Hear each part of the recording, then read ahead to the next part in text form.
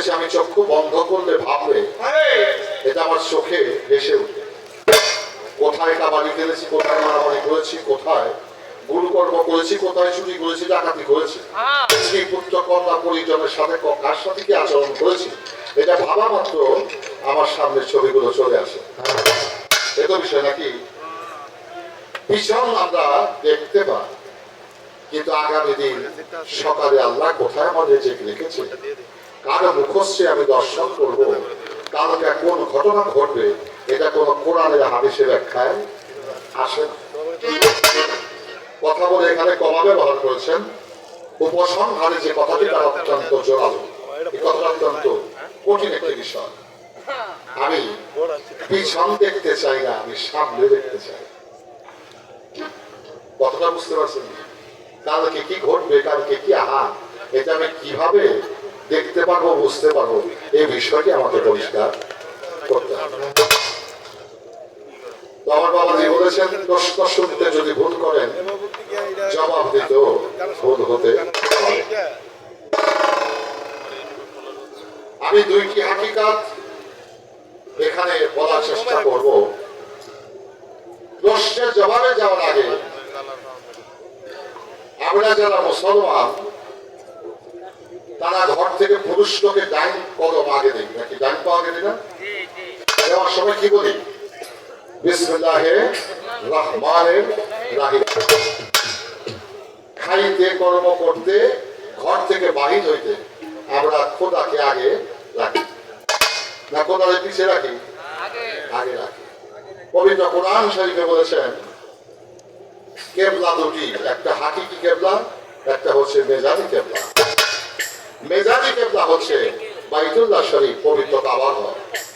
এটা হযরত আদম নির্মাণ করেছিলেন সর্বপ্রথম।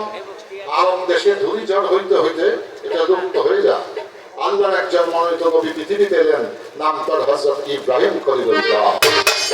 তিনি এসে পুনরায় সেই ঘরটাকে সংস্কার করলেন আল্লাহর নির্দেশ। ইব্রাহিম খলিলুল্লাহ প্রার্থনা করলেন, হে মানে খোদা, তোমার এই ঘর আমি কি দিয়া তৈরি করব? আল্লাহ বললেন, ইব্রাহিম তুমি বিচলিত চিন্তিত হও না, এটা নির্মাণ করার জন্য যা কিছু প্রয়োজন আমি আমার কুদরতের সাথে ব্যবস্থা করব। আসমানি 5টি পাহাড়ের পাথর পাঠালেন ফেরেশতার মাধ্যমে। তুরসিনা তুরজিতা জৌদিহারা তুলদবা, এই 5টি পাহাড়ের পাথরের সমন্বয়ে তিনি পুনরায় সংস্কার করলেন পবিত্র কাবা ঘর। বাইতুল্লাহ বলেন কোন দিকে? পশ্চিমে। কিন্তু পবিত্র কোরআন বলেছেন একটি হাকিকি কেবলা আছে। যে মানুষটি খোদাকে সামনে রেখে চলে সে কখনো বিপদগ্রস্ত হতে পারে না, সে কোনো কুকর্ম করতে পারে না। এখন আমি পূর্ব দিকে মারবো, আমি যদি খোদাকে সামনে রাখি তাহলে খোদায় কোন দিকে? সামনের দিকে। পূর্ব দিকে আমার হাকিকি কেবলা। আমি যদি দক্ষিণ দিকে মুখ করি, খোদা যদি আমার সামনে থাকে, আমার খোদা আমার সামনে, আমার কেবলা হয়ে যাবে দক্ষিণ। আমি যদি উত্তর দিকে মুখ করি, উত্তর দিকে বাহির হই, আল্লাহকে যদি আমি সামনে দিয়ে চলি, তাহলে আমার উত্তর দিকে হয়ে যাবে কেবলা। আর যদি পশ্চিম দিকে আমি ফিরি, আমার কেবলা হয়ে যাবে পশ্চিম দিকে। আমি যেদিকে ঘুরি, খোদাই যদি আমার সামনে থাকে, আমার চতুর্দিকে কেবলা হয়ে যাবে। কথা বুঝাইতে পারলাম?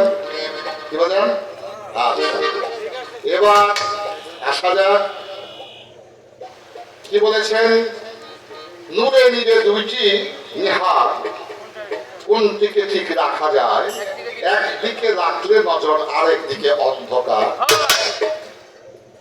বাবা, খোদা যদি তোমার চতুর্দিকে থাকে, তুমি যে দিকে তাকাইবা সেদিকেই তুমি আলো দেখতে পাবে।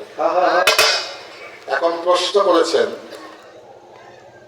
যে আমি সেজদা করতে গেলাম আল্লাহকে, আমার সামনে ভেসে আসলো মসজিদ বর্জক, এইটাই তো উত্তম সেজদা। বর্জক বিহীন সেজদা করা নিষেধ। আমি কল্পনায় আমার প্রভুকে আমি দেখি আঁকি, কিন্তু আমি নিজে দেখিতে পারি, কাউকে দেখাতে পারি না। কারণ অনেকে মানুষের বলেছেন আল্লাহর রূপে নিশানা দেখিতে হুকুম আছে, বলতে আছে মানা। তাহলে কি বোঝা গেল? পীর অর্থ পয়গাম বান্দাবি, মুর্শিদ অর্থ খোদা, এই খোদা নেই জুদা।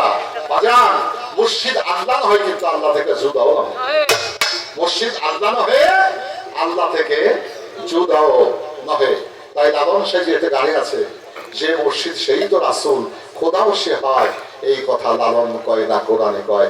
রূপ কাশ্চেরি নৌকা খানি নাই ডুবার হয়, পারে কে যাবি নবীর নৌকাতে। এখন আমি কিভাবে সামনে দেখবো এই বিষয়ের উপর একটি গান হয়ে যায়।